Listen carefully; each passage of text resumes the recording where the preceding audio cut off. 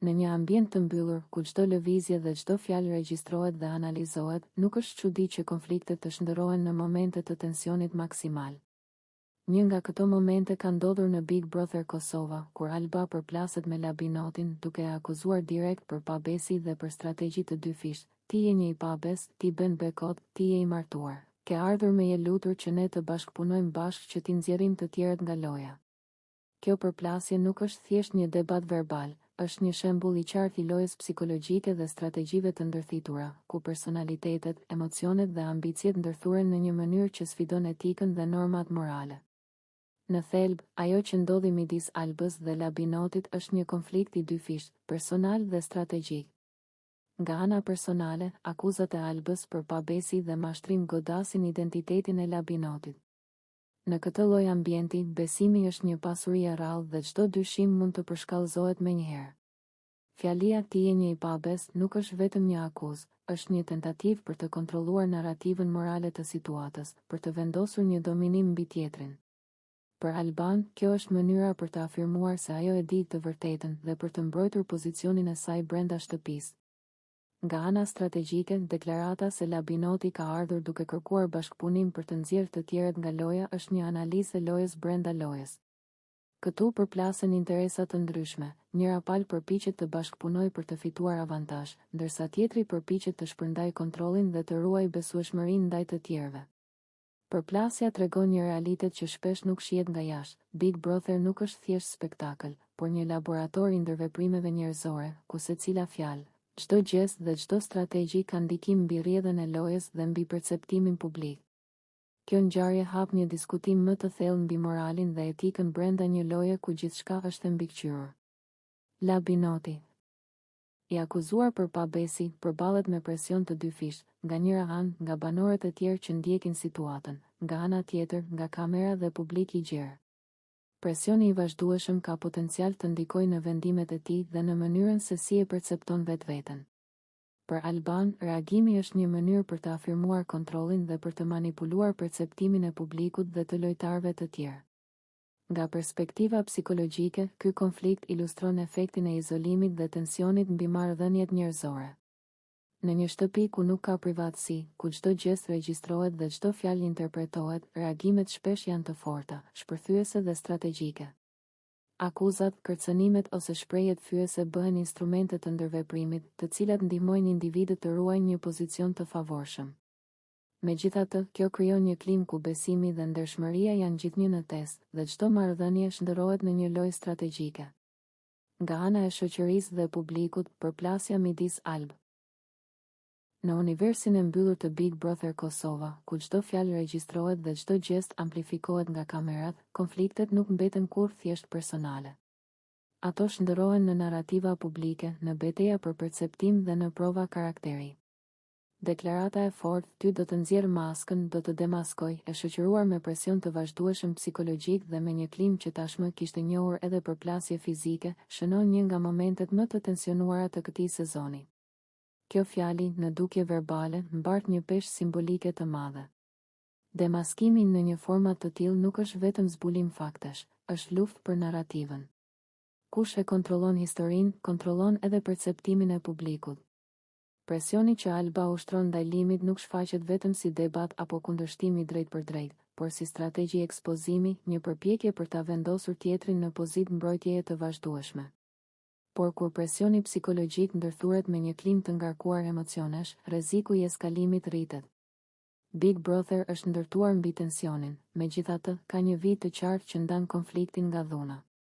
Përplasjet fizike që kanë ndodhur më herët në këtë histori e kanë bërë atë vit të duket e brisht. Çdo fjalë e fortë, çdo kërcënim simbolik, lexohen në dritën e asaj që tashmë ka ndodhur. Kështu, fjalia do të demaskojë nuk dëgjohet thjesht si retorik, por si kërcënim emocional në një ambient ku kontrolli i vetes është tashmë i vështirë. Nga këndvështrimi psikologjik, presioni i vazhdueshëm funksionon si erozion.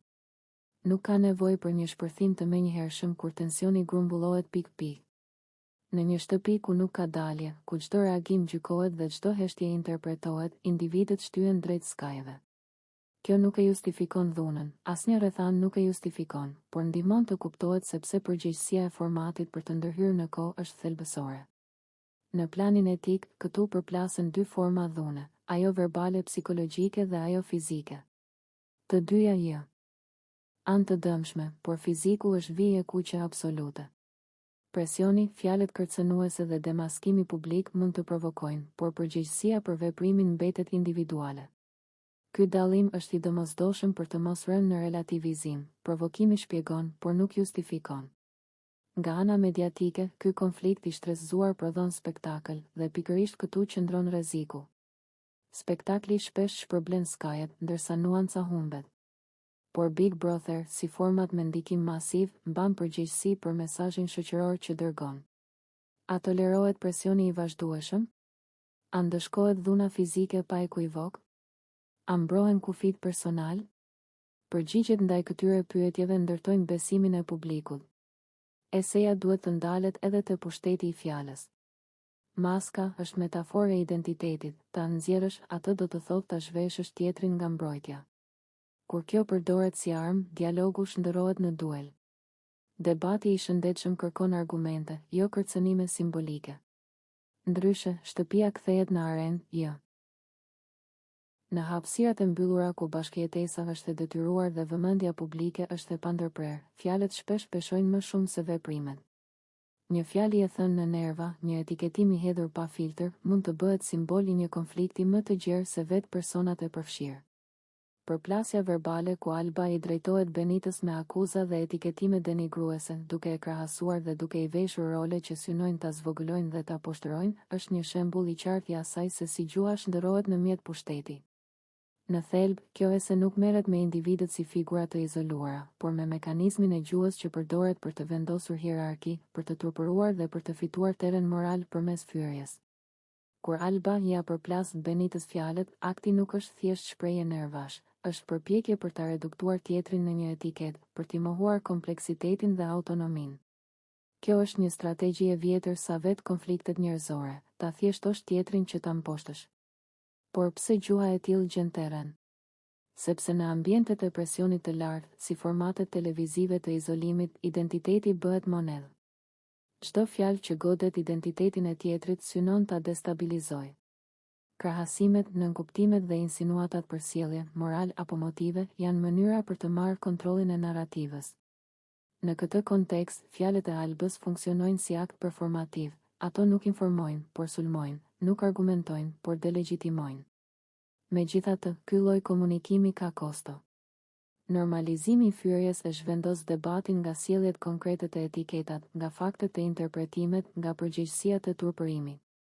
Kur diskursi zbret në këtë nivel, humbasin të gjithë, publiku merr një shembull të varfër dialogu, personi i sulmuar reduktohet në karikaturë. Dhe vetë sulmuesi rrezikon të identifikohet më shumë me gjuhën që përdor se sa me argumentet që mund të kishte. Eseja kërkon të ndalet edhe te dimensioni gjinor dhe moralizues i etiketimeve. Shpesh, fjalët që synojnë në të turpërojnë e bëjnë këtë duke i vendosur individët në korniza morale të ngushta, duke gjykuar sjelljen, afeksionin apo marrëdhënien. Kjo qasje nuk analizon, por gjykon, nuk kërkon të kuptojë, por të mbyll diskutimin. Dhe kur moralizimi shndërrohet në armë, ai pushon së qeni vlerë dhe bëhet instrument dominimi. Nga ana tjetër, reagimi i publikut ndaj këtyre momenteve është po aq domethënës. Spektakli ushqehet nga polarizimi, algoritmet shpërblejnë skajet, zhurma mbizotëron mbi arsyen. Por përgjegjësia nuk është vetëm e individëve në ekran. Formati, me rregullat dhe ndërhyrjet e tij, ka detyrimin të vendosë kufi të qartë, të dallohet konflikti nga fyrja, debati nga poshtërimi. Pa këta kufi, gjuha degradohet dhe me të degradojnë edhe standardet. Në planin etik, pyetja qendrore mbetet, a fiton dikush duke e humbur tjetrin? Në afat shkurtër, fjalët e forta mund të krijojnë përshtypjen e forcës. Në afat gjatë, ato gërryejnë besueshmërinë. Forca e vërtetë e komunikimit qëndron te arg. Mbrëmja që duhej të ishte një tjetër kapitull i zakonshëm brenda shtëpisë së Big Brother Kosova, u shndërrua papritur në një nga momentet më të rënda dhe më të tensionuara që ky format ka përjetuar ndonjëherë. Një situatë që nisi si debat verbal, eskaloi në mënyrë dramatike dhe përfundoi me dhunë fizike, ku Limi goditi Klodin me grusht në fytyrë, duke tronditur jo vetëm banorët e shtëpisë, por edhe publikun e gjerë që po ndiqte ngjarjen. Gjithçka ndodhi brenda pak sekondash, por pasojat dhe jehona e këtij momenti pritet të zgjasin shumë më gjallë. Tensioni mes dy banorëve kishte kohë që ishte i pranishëm.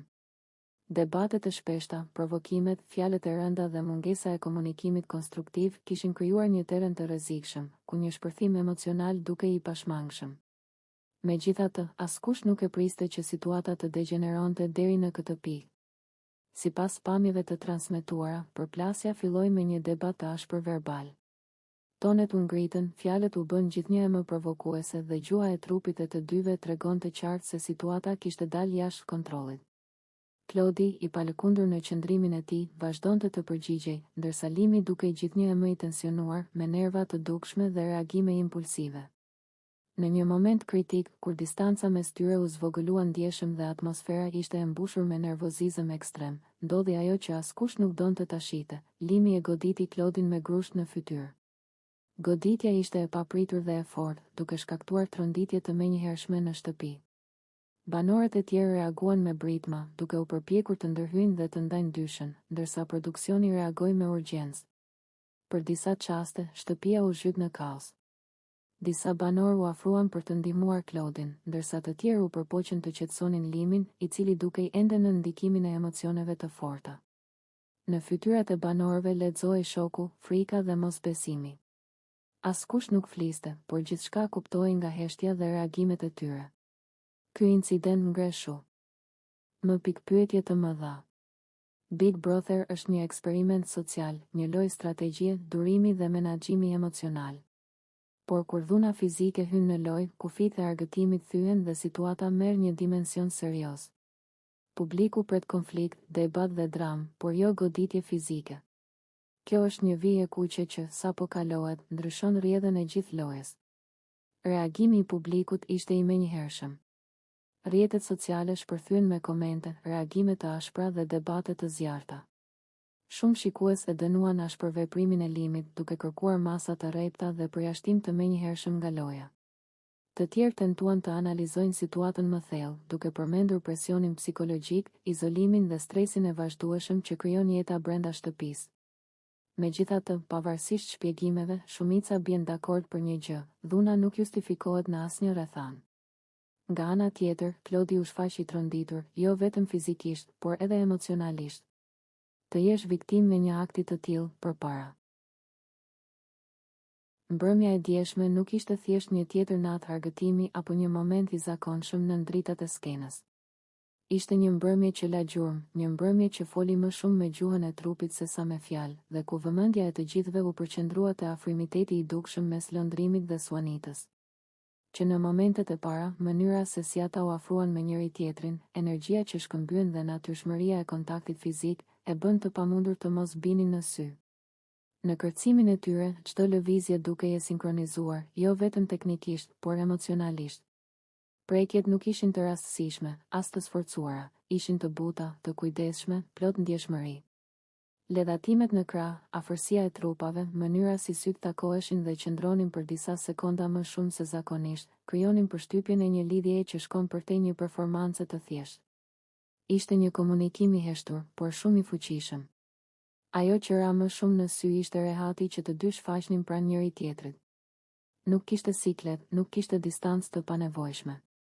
Përkundrazi, çdo gjest tregonte siguri, besim dhe një lloj tërheqjeje të natyrshme që nuk mund të fshihej.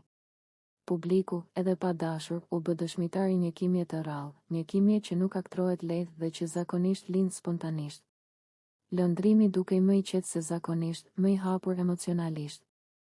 Në mënyrën se si e udhëhiqte kërcimin, por edhe në mënyrën se si afrohej Suanitës, vije re një kujdes i veçantë, një respekt dhe një butësi që flasin shumë. Nga ana tjetër, Suanita rrezatonte siguri dhe elegancë, duke ju përgjigjur çdo lëvizje me të njëjtën ndjeshmëri. Buzëqeshjet e saj nuk ishin formale, ishin të sinqerta, të ngrohta dhe shpesh shoqëroheshin me një shikim të thellë që fliste vetë. Shumë kush e vuri re se gjatë gjithë kohës, ata dukej sikur ishin në botën e tyre. Zhurma përreth, muzika, njerëzit e tjerë, gjithçka dukej se zbehej përballë lidhjes që po shfaqej mes tyre në atë moment. Kjo është pikërisht ajo që e bën njësitu. Atë të tillë të bie në sy, kur dy persona arrin të krijojnë një univers të vogël vetëm për veten, edhe në mes të një ambienti plot njerëz. Tërheqja mes lëndrimit dhe suanitës nuk ishte vetëm fizike. Ajo që e bëri edhe më të dukshme ishte intensiteti emocional që përcillej në çdo lëvizje. Gjuha e trupit është shpesh më e sinqertë se fjalët dhe në këtë rast, ajo tregoi shumë. Afërsia e tyre nuk dukej e planifikuar apo e imponuar për sy të tjerë, dukej e natyrshme, e lindur nga një ndjenjë reale. Në rrjetet sociale dhe mes të pranishmëve, komentet nuk vonuan. Shumë e pan këtë kërcim si një shprehje të qartë të një lidhjeje të fortë, ose të paktën të një interesi të ndërsjellë që po merr formë. Të tjerë u shprehen se një kimi e tillë është e rrallë dhe se nuk mund të kalojë pa u vënë re. Pavarësisht interpretimeve, një gjë është e sigurt, ajo që ndodhi mbrëm nuk ishte e zakonshme. Ka momente kur arti, vallëzimi dhe emocioni bashkohen në një pikë të vetme dhe krijojnë diçka që prek. Kur vallëzimi bëhet gjuhë e ndjenjave të pashprehura. Gjatë një prej momenteve më të komentueshme të mbrëmjes, vëmendja e të gjithëve u përqendrua tek vallëzimi sensual mes Eliones dhe kushtrimit. Nuk ishte thjesht një kërcim i zakonshëm, por një skenë që fliste më shumë përmes gjuhës së trupit se sa fjalëve. Muzika krijonte ritmin, dritat i jepnin ngjyrë momentit, ndërsa afërsia e tyre ndezi menjëherë kurreshtjen e publikut dhe të banorëve përreth. Që në lëvizjet e para, u vure se mes tyre ekzistonte një harmoni e veçantë. Ata nuk dukeshin të pasigurt, as të sforcuar, përkundrazi, çdo hap dhe çdo lëvizje dukej e natyrshme, sikur vallëzimi të ishte një vazhdim i një komunikimi që kishte nisur shumë më herët. Afërsia fizike ishte e dukshme, por ajo që binte më shumë në sy ishte intensiteti emocional i momentit, një ndjesi që nuk kishte nevojë për shpjegim. Prekjet e lehta dhe afrimet e shpeshta nuk u perceptuan si të rastësishme. Ato dukeshin si pjesë e një loje të heshtur, ku secili testonte kufit e tjetrit, pa i te kaluar hapur. Ferkimet e shkurtra, kthesat e sinkronizuara dhe mënyra se si shikimet e tyre takoheshin her pas here krijonin një tension të butë, por të dukshëm. Ishte një nga ato momente ku publiku ndjen se po dëshmon diçka më intime se një shfaqje televizive. Në një ambient si ai, ku çdo veprim analizohet dhe çdo gjest merr peshë të dyfisht, ky kërcim u shndërrua në një deklaratë më vete. Eliona dukej e qetë dhe e sigurt në lëvizjet e saj, ndërsa kushtrimi reagonte me të njëjtën energji, duke krijuar një dialog trupor që fliste për afërsi dhe tërheqje reciproke. Nuk kishte nevojë për fjalë, gjithçka thuhej përmes ritmit dhe koordinimit mes tyre. Ndërsa kërcimi i afrohej fundit, atmosfera u bë edhe më e ngarkuar. Muzika sikur u ngadalsua, ose ndoshta ishte thjesht perceptimi i atyre që po shikonin. Çdo lëvizje mori më shumë kuptim, çdo afrim u bë më i ndjeshëm. Dhe pikërisht atëherë, si një kulm simbolik i gjithë momentit, ndodhi puthja. Një ga. Jest i shkurtër, por mjaftueshëm i fortë për të vulosur atë që ishte ndërtuar gjatë gjithë kërcimin. Kjo puthje nuk ishte thjesht qershia mbitor, por një shenjë e qartë se mes Eliones dhe kushtrimit kishte diçka më shumë se një moment spontan. Ajo u interpretua nga shumë kush si një konfirmim i një afërsie që tashmë ishte evidente. Reagimet përreth ishin të ndryshme, disa e panë si një çast romantik, të tjerë si një lëvizje të guximshme në një lojë ku çdo gjë ka pasoja. Në fund, ky kërcim mbetet një nga ato momente që nuk harrohen lehtë. Jo për shkak të asaj që ndodhi në mënyrë të drejtë për drejtë, por për ndjesinë që la pas. Ai tregoi se ndonjëherë një vallëzim mund të thotë më shumë se një bisedë e gjatë, dhe se afërsia mes dy njerëzve mund të shprehet më qartë përmes lëvizjeve se sa përmes fjalëve. Në një format ku gjithçka është nën vëzhgim, ky moment u shndërrua në një pasqyrë të ndjenjave njerëzore, të ndërlikuara, të heshtura dhe thellësisht të sinqerta. Një mbrëmje feste që u shndërrua në tension. Mbrëmja e organizuar nga produksioni ishte menduar si një moment çlirimi për banorët, një hapësirë ku muzika, vallëzimi dhe energjia pozitive do të shërbenin për të ulur tensionet e akumuluara gjatë ditëve të bashkëjetesës. Dritat shumë ngjyrëshe, muzika ritmike dhe atmosfera festive krijonin përshtypjen e një nate pa konflikte, ku secili do të linte mënjan rivalitetet dhe keqkuptimet personale. Megjithatë, siç ndodh shpesh në ambiente ku emocionet janë të forta dhe marrëdhëniet të brishta, mbrëmja nuk përfundoi ashtu siç ishte parashikuar. Në qendër të vëmendjes ndodheshin Limi dhe Dolce, të cilët po kërcenin së bashku. Vallëzimi i tyre u pa nga disa si i natyrshëm dhe i pafajshëm, ndërsa nga të tjerë si provokues, në varësi të këndvështrimit dhe ndjenjave që secili banor mbante brenda vetes. Ata dukeshin të qetë, të përqendruar në muzikë dhe në momentin që po përjetonin, pa i kushtuar shumë rëndësi syve që i ndiqnin apo mendimeve që mund të lindnin rreth tyre. Situata ndryshoi në çastin kur Alba vendosi të ndërhyjë. Lëvizja e saj drejt Dolces ishte e papritur dhe u perceptua menjëherë si një akt agresiv. Kontakti fizik, edhe pse ndodhi shpejt, ishte i mjaftueshëm për të ndezur tensionin në ambient. Muzika vazhdonte të luante, por vëmendja e të gjithëve ishte zhvendosur tashmë tek incidenti. Ajo që duhej të ishte një mbrëmje argëtimi u kthye në një moment hutimi, ku askush nuk ishte i sigurt se çfarë do të ndodhte më pas.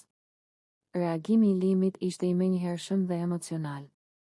I ndodhur mes dy personave dhe i përfshirë drejt për drejt në situatë, ai nuk e fsheu zhgënjimin dhe zemërimin e tij. Për rreth 30 minuta, ai shprehu mendimet e veta në një formë që u ngjante një monologu të gjatë, ku përziheshin ndjenjat e padrejtësisë, shgënjimit dhe lodhjes psikologjike. Fjalët e tij nuk ishin thjesht reagim ndaj një momenti të vetëm, por dukeshin si shpërthim i gjithë tensionit të mbledhur prej kohësh. Në thelb, reagimi i Limit nxori në pa një problem më të thellë, mungesën e komunikimit të shëndetshëm mes banorëve dhe paaftësinë për të menaxhuar emocionet në situata të ngarkuara.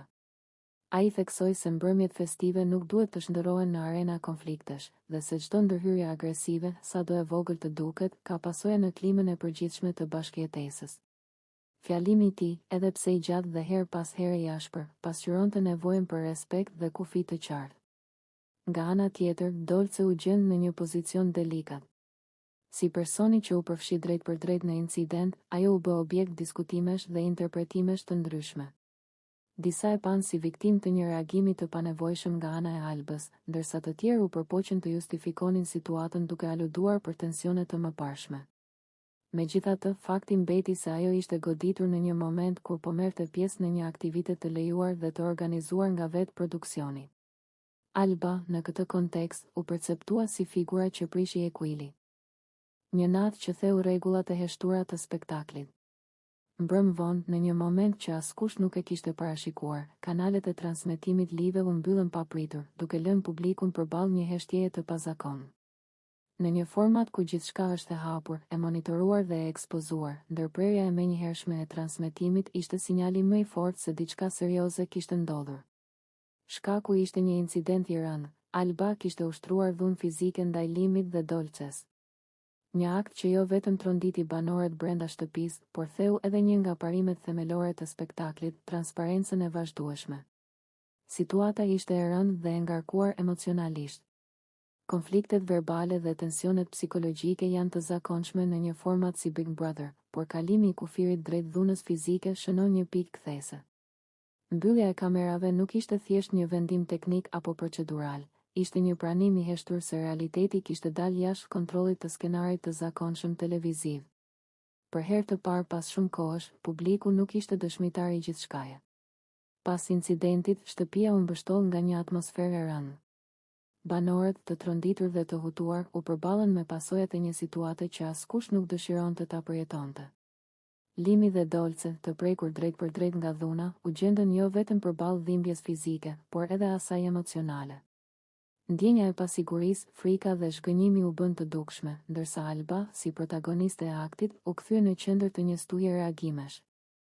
Hapja e kanaleve live rreth 30 minuta më vonë ishte një moment po aq domethënës sa edhe mbyllja e tyre. Publiku u rikthye në shtëpi, por jo në të njëjtën realitet që kishte lënë. Atmosfera kishte ndryshuar rrënjësisht. Nuk kishte më muzikë, të qeshura apo biseda të lehta.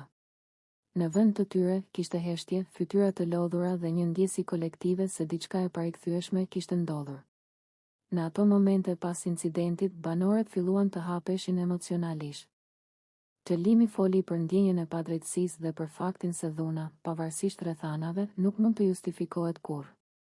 Fjalët e tij nuk ishin thjesht një reagim ndaj goditjes fizike, por një reflektim mbi presionin e vazhdueshëm psikologjik që një ambient i tillë ushtron mbi individin. Dolce, nga ana e saj, u shpreh e tronditur dhe e lënduar, duke theksuar se ajo nuk e kishte imagjinuar kurrë që një konflikt brenda lojës mund të arrinte në një nivel kaq ekstrem. Situata u bë edhe më e rëndë për shkak të faktit se ky ishte një rast i rrallë dhe i pazakontë në Big Brother Kosova. Spektakli, i njohur për dramat, debatet dhe përplasjet verbale, rrallëherë ka përjetuar ndërprerje të transmetimit për shkak të dhunës fizike. Ky precedent ngre pyetje të forta mbi kufitë e lojës, përgjegjësinë e produksionit dhe ndikimin që izolimi dhe presioni i vazhdueshëm kanë mbi shëndetin mendor të banorëve. Nga perspektiva e publikut, kjo ngjarje solli një ndjenjë pasigurie dhe konfuzioni. Mbyllja e ngjarja e rëndë që tronditi shtëpinë e Big Brother Kosova vazhdon të ketë jehon të fortë jo vetëm brenda mureve të shtëpisë, por edhe jashtë saj, në opinionin publik dhe tek familjarët e përfshirë drejt për drejt. Pas incidentit ku Limi goditi Klodin me grushte, reagimet nuk kanë munguar, por më të fortat dhe më të drejt për drejtat kanë ardhur nga familjarët e Klodit, të cilët kanë dalë hapur duke kërkuar largimin e menjëhershëm të Limit nga Big Brother. Sipas tyre, ajo që ndodhi nuk është më pjesë e një loje, as e një debati televiziv apo e një konflikti verbal të zakonshëm.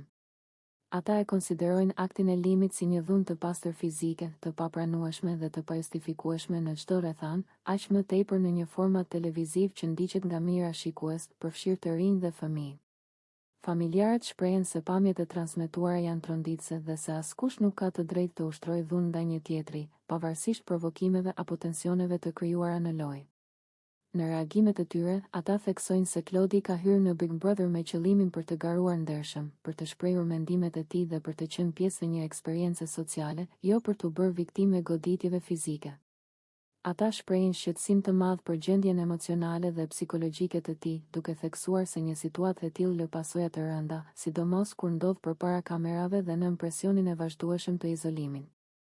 Familjarët e Klodit janë drejtuar drejt për drejt produksionit të Big Brother Kosova, duke kërkuar që rasti të trajtohet me seriozitet maksimal.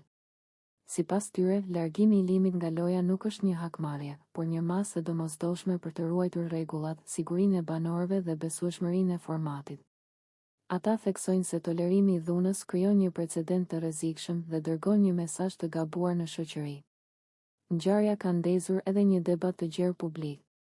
Në rrjetet sociale, shumë shikues janë rreshtuar në krah të familjarëve të Klodit, duke kërkuar rëmasa të menjëhershme dhe duke e quajtur incidentin një shkelje të rëndë të rregullave të lojës.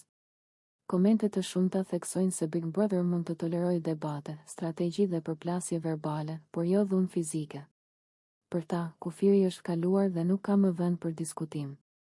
Nga ana tjetër, ka edhe zëra që përpiqen të analizojnë situatën në një këndvështrim më të gjerë, duke përmendur presionin psikologjik, izolimin dhe provokimet e vazhdueshme brenda shtëpisë. Megjithatë, edhe këta zëra pranojnë se, pavarësisht çdo rrethane, goditja me grusht nuk justifikohet dhe se përgjegjësia personale duhet të mbetet mbi gjithçka. Familjarët e Klodit shprehen se nuk janë të interesuar për dramë apo përfitim mediatik, por për drejtësi dhe siguri. Ata theksojnë se reagimi i tyre vjen nga dhimbja dhe shqetësimi për një njeri të afërt, që po përballet me një situatë të vështirë dhe të padrejtë. Sipas tyre, Klodi nuk duhet të ndihet i pasigurt brenda një formati që supozohet të jetë i kontrolluar. Ngjarjet brenda një formati si Big Brother shpesh shërbejnë si pasqyrë e shoqërisë, duke nxjerrë në pa jo vetëm tensionet personale, por edhe kufit e brisht me sjelljes së pranueshme dhe asaj që e tejkalon etikën njerëzore. Episodi ku Limi tenton t'i fuzë duart Albës, ndërsa Alba reagon duke e shtyrë dhe duke përdorur fjalë fyese, është një nga ato momente që kërkon më shumë se thjesht reagim emocional, kërkon analizë, reflektim dhe përgjegjësi. Në thelb të kësaj ngjarjeje qëndron një çështje themelore, kufiri i trupit dhe pëlqimi. Çdo tentativë për kontakt fizik pa dëshirën e tjetrit është shkelje. Nuk ka kontekst loje, tensioni apo shakaje që e justifikon. Reagimi i Albës, shtyrja për t'u larguar, duhet parë si vetëmbrojtje në një situatë ku kufit e saj u cënuan. Këtu, mesazhi është i qartë, askush nuk ka të drejtë të prek tjetrin pa pëlqim. Por ngjarja nuk mbyllet këtu. Pas aktit të shtyrjes, situata degeneron edhe në dhunë verbale, me përdorimin e fjalëve fyese. Kjo na vendos përballë një dileme të dytë morale, a e justifikon një shkelje tjetër? Edhe pse reagimi emocional është i kuptueshëm në kushte stresi dhe frike, gjuha denigruese mbetet problematike. Ajo ushqendasi, normalizon fyrjen dhe zhvendos vëmendjen nga thelbi i problemit, cënimi i kufive personal, drejt një spiraleje ofendimesh që dëmton të gjithë. Eseja e kësaj ngjarjeje nuk duhet të zgjedhë anë emocionale, por parime. Parimi i parë, respekti për trupin dhe autonominë është i panegociueshëm. Parimi i dytë, dhuna verbale, sidomos kur përdor etiketime poshtëruese, nuk është zgjidhje dhe nuk duhet të normalizohet, edhe kur vjen si reagim. Parimi i tretë, përgjegjësia e formatit për të vendosur kufi të qartë dhe për t'i zbatuar ato pa ekuivok. Big Brother, si eksperiment social, teston nervat dhe karakterin e individëve nën presion. Por pikërisht për këtë arsye, rregullat ekzistojnë për të mbrojtur dinjitetin njerëzor.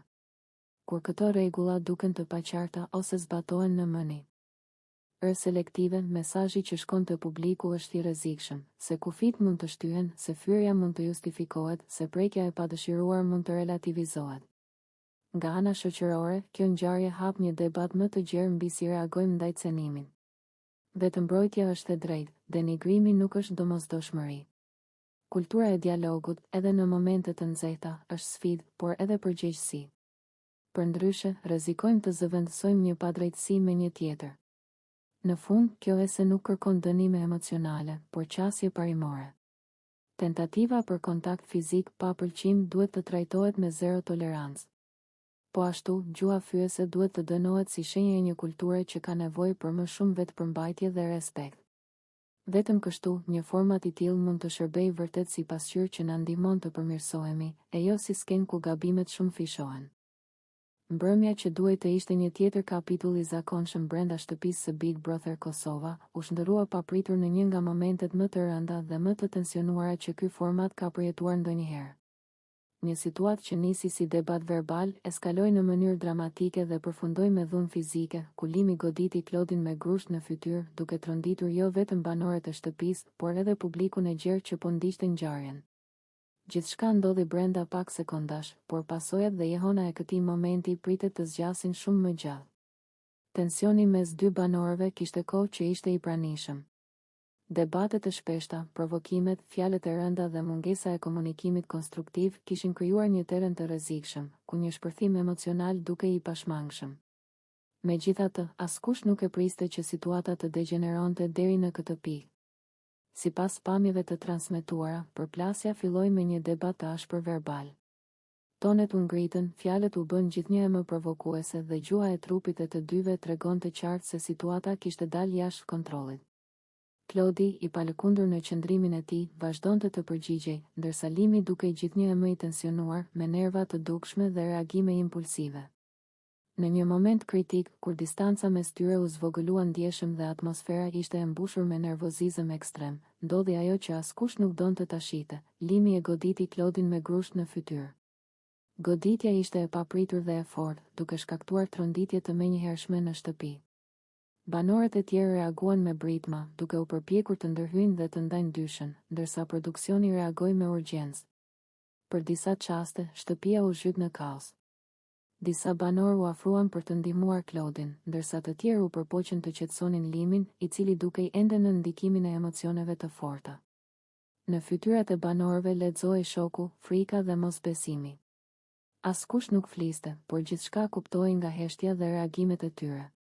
Ky incident ngreshu më pikpyetje të mëdha. Big Brother është një eksperiment social, një lojë strategjie, durimi dhe menaxhimi emocional. Por kur dhuna fizike hyn në lojë, kufit e argëtimit thyen dhe situata merr një dimension serioz. Publiku pret konflikt, debat dhe dramë, por jo goditje fizike.